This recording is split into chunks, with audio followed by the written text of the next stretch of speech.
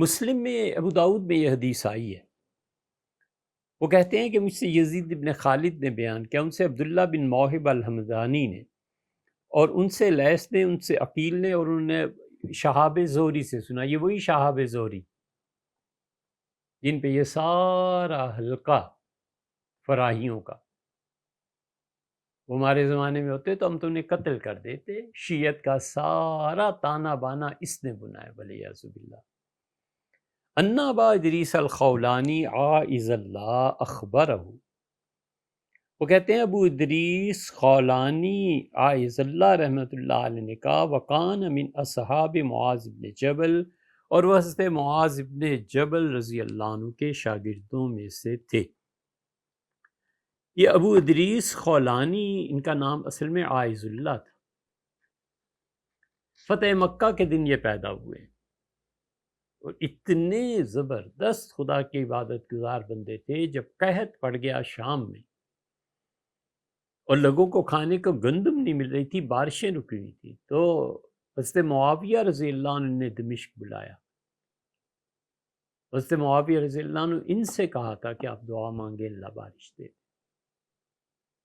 حالانکہ حضرت معاویہ رضی اللہ عنہ صحابی، اور یہ تابعین میں سے ابو ادریس خولانی عائذ اللہ ان کا نام تھا. عائزہ، معاذ، عائذ اللہ، یہ سب ایک ہی طرح کے نام. کان لا یجلس مجلسا للذکر، یہ وہ حدیث ہے جس کے لیے ہم نے پہلے کہا تھا نا، کچھ بھی آج کے اس سبق میں نہ ہو، کچھ بھی نہ ہو، اس حدیث کو یاد رکھنا، اس حدیث پر عمل بھی کرنا، لوگوں کو بتانا حدیث میں کیا ہے. یہ پوری امت کے لیے.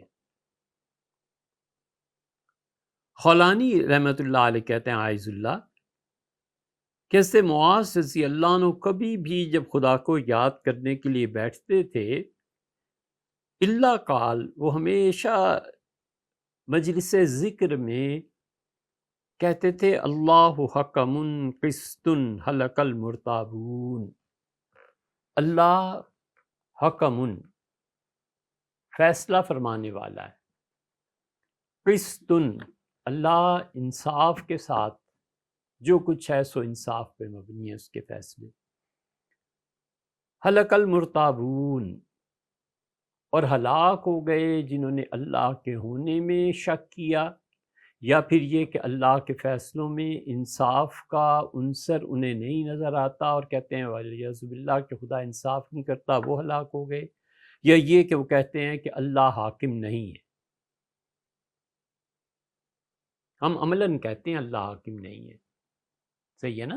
ہماری عدالتیں عملاً کہتی ہیں کہ اللہ کا فیصلہ ہے کہ اس سے سزا ملنی چاہیے، ہم کہتے ہیں نہیں، ہم تو یہ مانتے ہی نہیں. عملاً کہتے ہیں، زبان سے نہیں. تو معاذ رضی اللہ عنہ نے کہا کہ حلق المرتابون، جو اللہ کے فیصلوں میں شک کرتا ہے برباد ہو گیا، یا یہ کہ اللہ کے فیصلوں میں انصاف نہیں ہے تو بھی برباد ہو گیا، یا یہ کہ اللہ کی ذات میں شک کرتا ہے، یہ تینوں میں سے کچھ بھی ہو سکتا ہے. فقال معاذ بن جبل یوما، حضرت معاذ رضی اللہ عنہ نے، ہم ان کے شاگرد تھے، میں ایک دن نصیحت کی، اور انہوں نے کہا، محدثین کہتے ہیں یہ انہوں نے حضور صلی اللہ علیہ وسلم سے سنا ہے، وگرنہ وہ اتنی بڑی بات کہہ ہی نہیں سکتے. ان من ورائکم فتنا، میرے شاگردوں، میرے بچوں، جب تم دنیا سے چلے جاؤ گے نا، اس امت میں ایک بہت بڑی آزمائش آئے گی. یکثر فیہا المال، پیسہ عام ہو جائے گا. ہم تم جو ایک ایک پائی کو ترستے ہیں، یہ صورتحال نہیں رہے گی. مسلمان کروڑوں اور اربوں میں کھیلیں گے، پیسہ عام ہو جائے گا.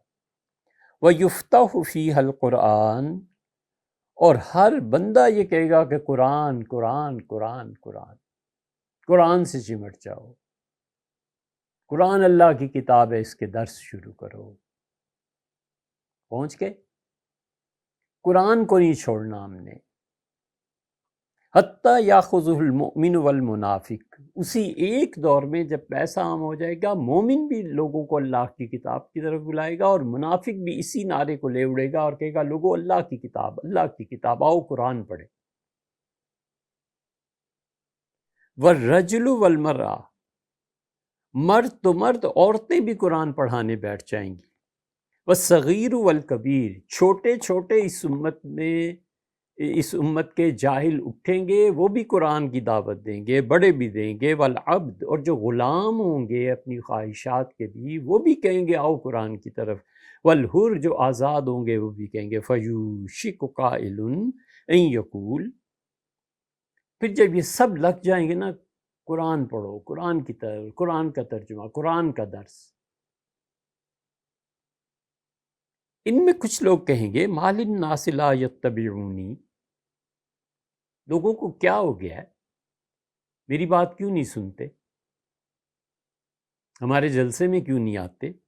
وقت قرأت القرآن، میں اللہ کے قرآن سنا رہا ہوں، درس دے رہا ہوں، یہ لوگ کیوں نہیں آتے؟ ما ہم بمتبعی، اور یہ لوگ میری نہیں سنیں گے، حتی ابتدعوا لہم غیرہ، یہاں تک کہ میں قرآن کی ایسی تفسیر بیان کی ہوں کہ مجھ سے پہلے کسی نے وہ تفسیر ہی نہیں بیان کی ہو۔ فَإِيَّاكُمْ وَمَا ابْتُدِعَ، میں تمہیں نصیحت کرتا ہوں ایسے لوگوں سے جان چھڑانا جو نئی نئی تفسیریں یہ کریں گے، ان سے بچنا۔ فَإِنَّمَا ابْتُدْعَ ضَلَالَةٌ، ان کی رائے، ان کی قرآن کی تفسیر گمراہی پر مشتمل ہوگی۔ وَحُذِّرْكُمْ زَيْغَةَ الْحَكِيمِ، دوسری چیز میں بچو تمہیں یہ بتاتا ہوں کہ جن لوگوں کو اللہ نے اس زمانے میں حکمت عنایت فرمائی ہوگی اور خدا کے اچھے بندے ہوں گے، وہ بھی کبھی غلطی کریں گے۔ فَإِنَّ الشَّيْطَانَ قَدْ يَقُولُ كَلِمَةَ الضَّلَالَةِ عَلَى لِسَانِ الْحَكِيمِ، شاید اتنا فتنوں کا دور ہوگا کہ جو آدمی اعلیٰ درجے کا صاحب علم مانا جائے گا، اس کی زبان پر بھی شیطان کبھی خلاف واقعہ بات جاری کرا سکتا ہے۔ وَقَدْ يَقُولُ الْمُنَافِقُ كَلِمَةَ الْحَقِّ، اور جو منافق ہے وہ بھی کبھی کبھی سچ بولا کرے گا۔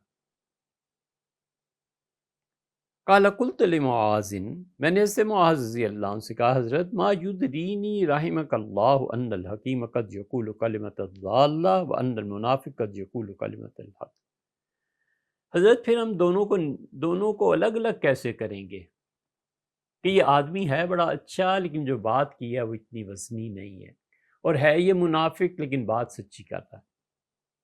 قال بلا، انہوں نے کہا بچوں یہ سوال پیدا ہوتا ہے، میں تمہیں اس کا طریقہ بتاؤں۔ اجتنب من کلام الحکیم المشتہرات التی یقال لها ما هذه، جب اللہ کے نیک بندے کسی شخص کے بارے میں کہنے لگے نا کہ یہ بات ٹھیک نہیں ہے، تو جو خدا کے نیک بندے ہیں وہ معیار ہیں، ان کی اس وقت سن لینا اور ان کی اس غلطی سے درگزر کر دینا۔ ہے آدمی مجموعی اعتبار سے اچھا، لیکن کبھی کوئی غلط بات اس کی زبان سے اگر نکل گئی ہے تو اس کو نہیں چھوڑنا، اس کی اس بات سے ہٹ جانا ہے۔ اور ولا یسدنک، نہیں اصل لفظ ہے ولا یسنینک ذالک عنہ، اس آدمی سے پیچھے نہیں ہٹنا، وہ آدمی بڑا اچھا ہے، بیبا انسان ہے، اللہ نے اس کی زبان پہ حکمت جاری کی ہے، لیکن کبھی کوئی غلط بات کہے گا تو اللہ کے باقی نیک بندے اس کی غلط بات پہ تنقید کریں گے۔ جب یہ ہو تو وہ جو نیک بندے ہیں ان کی طرف چلنا، ان کی ماننا، اس کی اس بات کو نہ ماننا، لیکن یہ نہیں ہے کہ اسے چھوڑ دو۔ فَإِنَّهُ لَعَلَّهُ أَن يُرَاجِعَ، تم دیکھو گے کہ عین ممکن ہے اللہ اسے توفیق دے اور وقت کے ساتھ ساتھ اس کی تحقیق میں تبدیلی آ جائے۔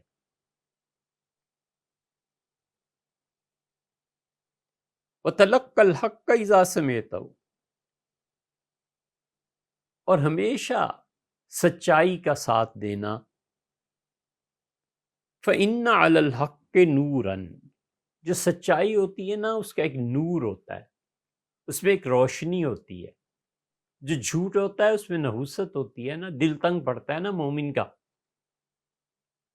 تو اس لیے منافق، عورت، بچے، چھوٹا بڑا، سب ان پڑھ اور جاہل قرآن کی دعوت، قرآن قرآن قرآن۔ اس زمانے پہ غور کرو، یہ جتنے قرآن قرآن گاتے پھرتے ہیں نا، ان کو ترجمہ قرآن کا نہیں آتا، یقین مانو وہ ناظرہ قرآن نہیں پڑھ سکتے،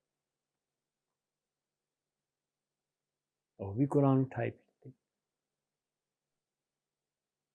ہمیں آپ سے کیا لینا کیا دینا یار، زیادہ سے زیادہ کیا ہو جائے گا؟ آئندہ نہیں سنو گے، ہم پہلے ہی کہتے ہیں نہ سنو، ہمیں کیا؟ 20 پارے قرآن کریم کی تفسیر ہو گئی، جب سننے والوں نے چھوڑ دیا تو ہمیں کیا بھی، نہ سنو، ہمیں کیا، اللہ کا شکر ہے، چھٹی۔ حضور اقدس صلی اللہ علیہ وسلم کی سیرت، 2 آدمی سننے والے، ہم نے کہا چلو یار نہ سنو۔ اب کہتے ہیں کہ قرآن کے 10 پارے اور یہ پوری کرو، اب ہم کہاں سے کریں؟ سنیں۔ اب یہ مثنوی ہے، اس کے سننے والے بھی ایسے ہی، جب 30 سے تھوڑا سا اوپر رہ گئے تھے نا، 40 ایک، تو ہم نے کہا بھائی 30 اگر نہ رہے اسٹوڈنٹس تو مثنوی آگے نہیں چلے گی۔ ہماری کوئی غرض وابستہ نہیں، نہ قرآن کریم سے، نہ حدیث سے، نہ آپ کی اس مثنوی سے۔ اللہ کا شکر ہے، اللہ کا بہت احسان ہے، جن کے جوتے اٹھائے ہیں، جو علم کی راہیں انہوں نے دکھائی ہیں، الحمدللہ۔ ہمیں کیا، اس میں مر جانا ہے نا، مر جائیں گے، اللہ نہ کرے کہ تنہائی ہو گئی تو اتنی عمر کاٹ لی، اب تو قبر کی طرف قدم ہے۔ اس لیے ہمیں مر کے اللہ کو جواب دینا ہے۔ ہمیں ڈاکٹر اسرار صاحب سے کیا لینا اور کیا دینا؟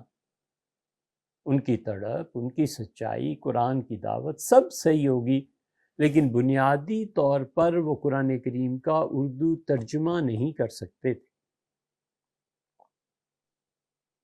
یہ موٹیویشنل سپیکرز جو پاکستان بھیجے جاتے ہیں یا وہ خود تشریف لاتے ہیں، یہ اللہ کی کتاب کو نہیں جانتے، حدیث کو سمجھنا تو درکنار، حدیث کو پڑھ نہیں سکتے۔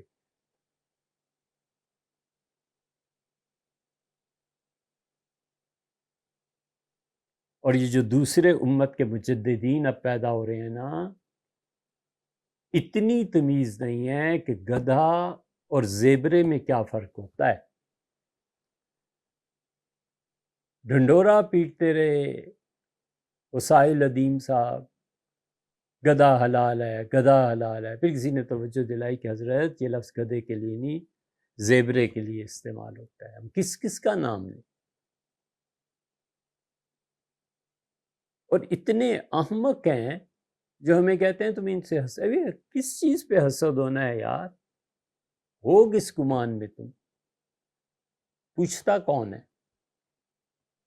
ہمیں ابن عربی سے، حضرت مجدد الفسانی سے، شاہ ولی اللہ سے رحمہ اللہ، اللہ کا شکر ہے ہم ان کی صحبت میں رہتے ہیں، ہمیں انہی سے اٹھنے کی فرصت نہیں۔ تم کس باغ کی کھیت کی مولی ہو؟ یہ اس لیے کہہ رہا ہوں کہ میرے بچوں، یہ سب گمراہی ہے، یہ سب گمراہی ہے جس پہ امت مری بھی ہے۔ انہیں قرآن پاک کا ترجمہ تک نہیں آتا، اردو پڑھنا ناظرہ نہیں آتا، اور لڑکے اور لڑکیاں اور یہ اور وہ، پوری امت جس یزید کو فاسق اور کافر اور لعنتوں کا مستحق یا نہیں، اس پہ فتوے ہوئے ہیں۔ اب ایک آدمی اٹھتا ہے اور کہتا ہے یزید تو بڑا اچھا تھا، حدیث میں قسطنطنیہ، کدھر؟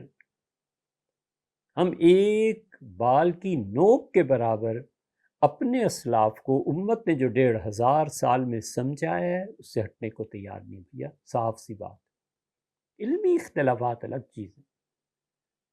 شاہ ولی اللہ صاحب رحمۃ اللہ نے لکھا ہے کہ سیدنا علی رضی اللہ عنہ کے دور میں اسلام نے کوئی زمین فتح نہیں کی، امیر المومنین رضی اللہ عنہ،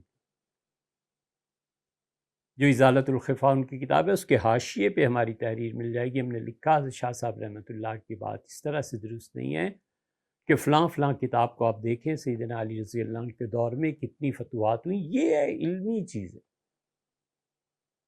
ہمارے حضرت تو ابھی شاہ ولی اللہ صاحب رحمۃ اللہ ہیں، شیخ الاسلام ابن تیمیہ رحمۃ اللہ علیہ کے فتاویٰ پہ بعض چیزیں ایسی مل جائیں گی، شیخ نے جو لکھا ہے اس کے برعکس یہ دلائل۔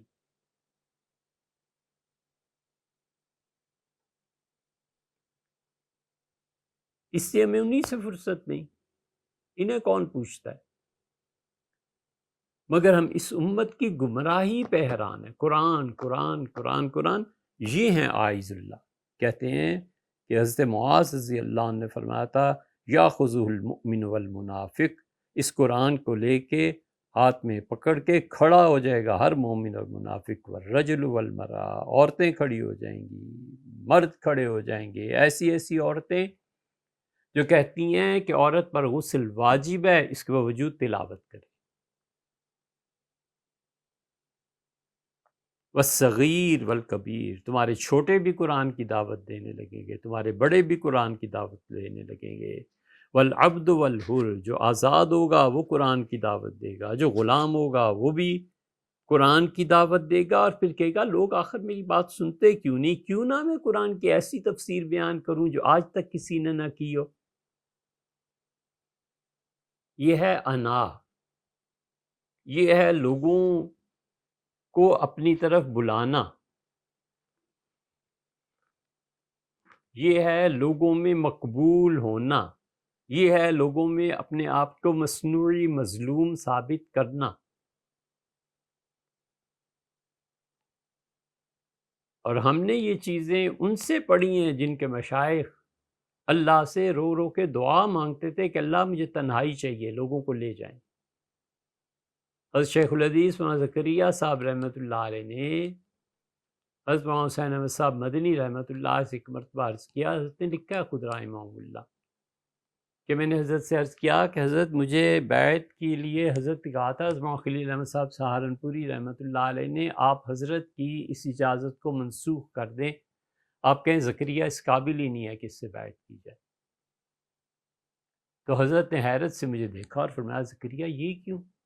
میں نے کہا حضرت لوگ بہت زیادہ میری طرف اب رجوع کرنے لگے ہیں، میں تنگ آ گیا ہوں، میں نہیں چاہتا کہ لوگ مجھے اپنے اور اللہ کے درمیان واسطہ بنائیں۔ تو حضرت مدنی رحمۃ اللہ مجھ سے کہا زکریا تہجد میں رو رو کے دعائیں مانگتا ہوں کہ اللہ لوگوں کو مجھ سے ہٹا لے، میری تو سنی نہیں جاتی، تمہارے لیے میں اب کیا کروں۔ یہ لوگ جنہیں اپنی ذمہ داری کا احساس تھا کہ میرے مرید اگر کسی چیز سے گمراہ ہو گئے میں اللہ کو کیا جواب دوں گا۔ ایک جگہ مکتوبات شریف میں سے مجدد الفسانی سرہندی رحمۃ اللہ علیہ ایسی چیزیں لکھی ہیں۔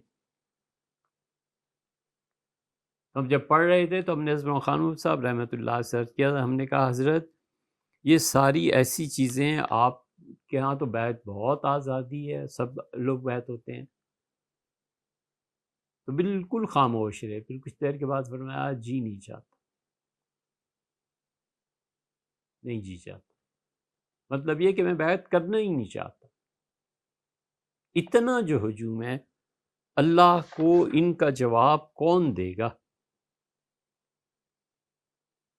یہ سنن ابی داؤد میں لزوم السنہ کا جو باب ہے اس میں حضرت معاذ رضی اللہ عنہ کی بات آئی ہے۔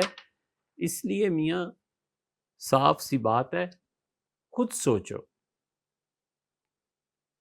کہ جتنے قرآن کی دعوت دینے والے ہیں نا، ان کا خود کتنا علم ہے۔